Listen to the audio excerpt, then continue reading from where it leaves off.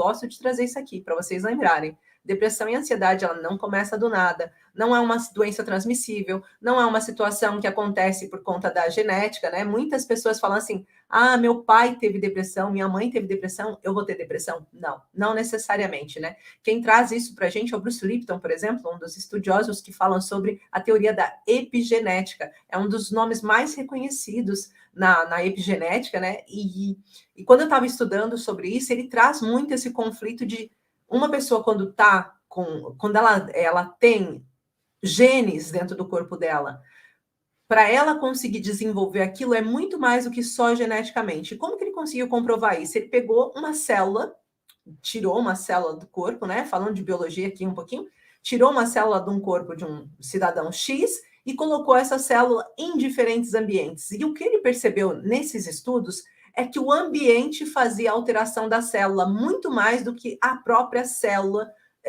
teria carga genética do ADN que ela pertencia.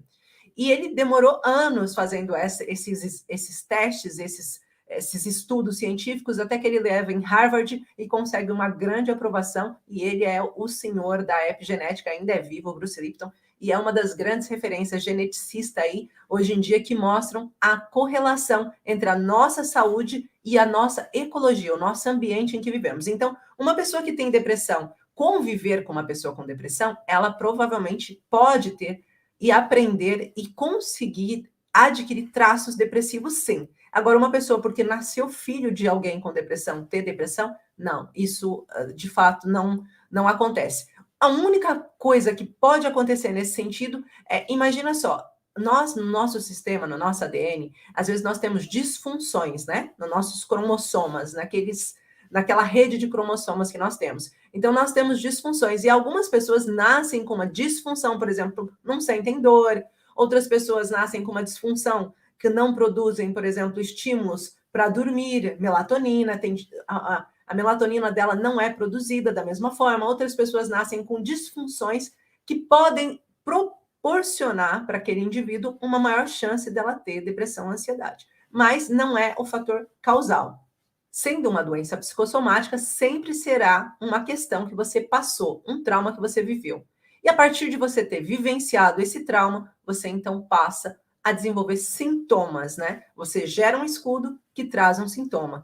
Quando você gera um escudo, ou seja, a origem daquilo que te trouxe, ele pode ser variado. Pode ser desde uma coisa que pareça até que não foi tão importante, mas criou um grau de importância para vocês, né? Eu sempre falo, as minhas alunas, elas entendem isso porque o primeiro módulo do nosso curso é focado nelas entenderem o que parece ser importante e não é, e o que é importante de fato, porque o nosso cérebro ele é seletivo e imagético, então ele reproduz constantemente informações que nós já temos, ele recria, ele está o tempo todo recriando a partir do que está sendo feito como dado. É igualzinho um computador, gente, igualzinho um computador. O computador, você traz uma série de informações, ele combina e dá aquilo para a gente. O nosso computador mental é exatamente igual.